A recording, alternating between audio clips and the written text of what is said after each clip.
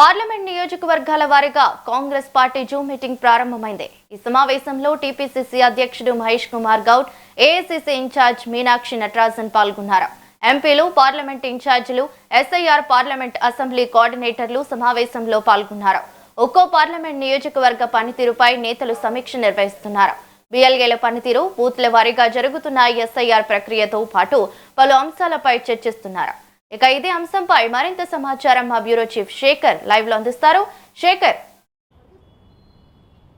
రవలి తెలంగాణ రాష్ట్ర వ్యాప్తంగా సర్ ప్రక్రియ అయితే కొనసాగుతుంది. దీనిపైన కాంగ్రెస్ పార్టీ టీపీసీసీ ప్రదేశ్ అధ్యక్షుడు మహేష్ కుమార్ గౌడ్, కాంగ్రెస్ వ్యవహారాల ఇన్ఛార్జ్ మీనాక్షి నటరాజన్ జూమ్ మీటింగ్లో మాత్రం రాష్ట్ర వ్యాప్తంగా ఉన్న కాంగ్రెస్ పార్టీ ముఖ్యులతోటి ఈ సర్ ప్రక్రియ పైన, అమలు తీరుపైన, దాని ప్రాసెసింగ్ పైన ఎప్పటికప్పుడు ఇన్ఛార్జీలుగా ఉన్న నేతలతో, కాంగ్రెస్ పార్టీ ముఖ్య నేతలతో జూమ్ మీటింగ్ మాత్రం కొనసాగుతున్న పరిస్థితి. రాష్ట్ర వ్యాప్తంగా ఏదైతే సర్ ప్రక్రియ విషయంలో కాంగ్రెస్ పార్టీ బీఎల్ఏలను నియమించింది, 80% పైగానే బీఎల్ఏలను కాంగ్రెస్ పార్టీ నియమించింది ఇప్పటికే. అయితే ఆ బీఎల్ఏల పనితీరు, సర్ ప్రక్రియ విధానం, అందులో జరుగుతున్న పరిణామాలు, ఎలాంటి ఇబ్బందులు ఎదుర్కొంటున్నారు ప్రజలు, బీఎల్ఏల దృష్టికి వచ్చిన సమస్యలేంది, ఇట్లా అనేక అంశాలపైన జూమ్ మీటింగ్లో చాలా సీరియస్గా కాంగ్రెస్ పార్టీ ప్రదేశ్ అధ్యక్షుడు మహేష్ కుమార్ గౌడ్ అధ్యక్షతన టీపీసీసీ కార్యవర్గ ముఖ్యమైన వాళ్ళ నేతలతోటి మాత్రం జూమ్ మీటింగ్లో మాత్రం చర్చిస్తున్నారు.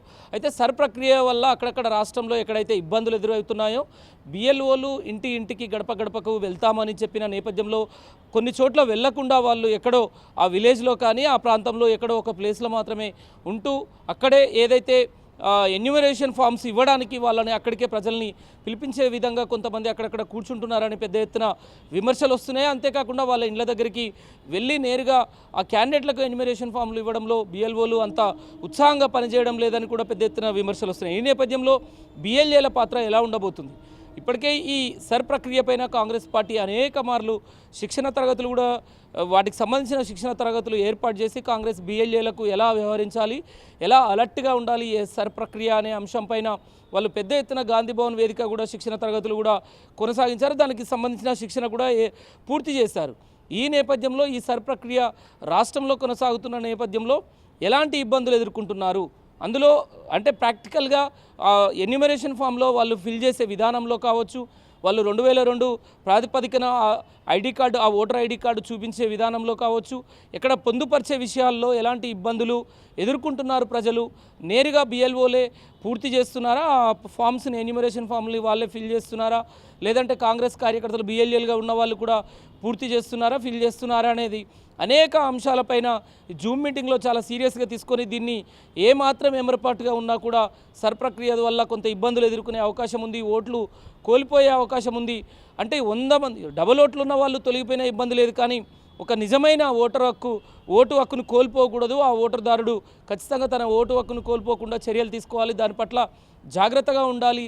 ఏమాత్రం అంటే సర్ ప్రక్రియ ప్రారంభమైన తర్వాత ఉత్సాహంతో ఉన్న బిఎల్ఏలు మళ్ళీ చివరి వరకు అంతే ఉత్సాహంతో పనిచేయాలి, అప్రమత్తంగా ఉండాలి. ప్రతి ఒక్కరిది ఓటు హక్కు విషయంలో ప్రతి ఒక్కరిది క్షుణ్ణంగా పరిశీలించి బిఎల్ఏలు దగ్గరుండి బిఎల్ఓలకు వాళ్ళకు సహకరిస్తూ ముందుకు వెళ్లాల్సిన పరిస్థితులపైన టీపీసీసీ చీఫ్ మహేష్ కుమార్ గౌడ్, మీనాక్షి నటరాజన్, కాంగ్రెస్ వ్యవహారాల ఇన్ఛార్జ్ మీనాక్షి నటరాజన్ ఈ జూమ్ మీటింగ్లో ఆ ముఖ్యులకు, ఈ సర్ ప్రక్రియకు సంబంధించిన బాధ్యులకు, కాంగ్రెస్ పార్టీ సీనియర్ నాయకులకు మాత్రం సూచనలు చేస్తున్నారు. రవలి. శేఖర్, మరైతే బిఎల్ఏలు ప్రతి ఇంటికెళ్ళి ప్రక్రియ జరపాలా, లేదంటే ఆన్లైన్లో కూడా ఈ సర్ ప్రక్రియ అనేది చేసుకోవచ్చా? ఎస్ రవలి, అయితే ఇక్కడ బిఎల్ఓలు, బూత్ లెవెల్ ఆఫీసర్ కీలకం. బూత్ లెవెల్ ఆఫీసర్ ఏదైతే వాళ్ళ ఏరియాలకు వెళ్ళి ఎన్యూమరేషన్ ఫామ్లు 2002 ఆధారితంగా ఎన్యూమరేషన్ ఫామ్లు ఆ సంబంధిత వ్యక్తులకు ఇంటికి వెళ్ళి ఇవ్వాలి. కానీ ఈ నేపథ్యంలో కొన్ని గ్రామాల్లో అది అవుతుంది, కొన్ని గ్రామాల్లో అవ్వడం లేదు. బిఎల్ఏల సహకారం కూడా తీసుకొని ఆ బూత్ లెవెల్ ఆఫీసర్ ఎవరైతే ఉంటారో వాళ్ళకు ఆ గ్రామంలో బిఎల్ఏలకు ఆ గ్రామంలో ఉన్న ఓటర్ల పేర్లు కావచ్చు, పూర్తి స్థాయిలో వాళ్ళకు ఒక అవగాహన ఉంటుంది. ఆ ఓటర్ల నమోదు ప్రక్రియలో వాళ్ళకు ఒక అవగాహన ఉంటుంది. ఒకవేళ ఈ బిఎల్ఓలు ఇచ్చే ఎన్యూమరేషన్ ఫామ్లలో తను ఫిల్ చేసే కాలం 1, 2, 3 కాలమ్స్ ఉన్నాయి.